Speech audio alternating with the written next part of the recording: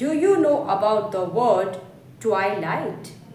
Well, the word twilight comes from the Old English words twi meaning two and light meaning light or day.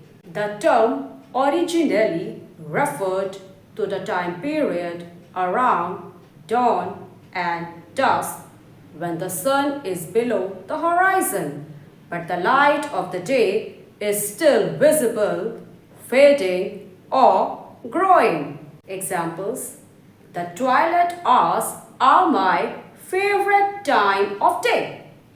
The vampire emerged from the shadows at twilight. Now words made from the same root word. Tree is used as a prefix in words such as twinkle, which means to shine with a flickering light.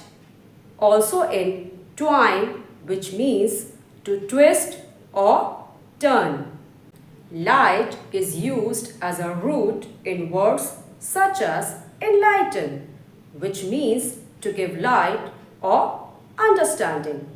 Also in illuminate, which means to make bright or clear.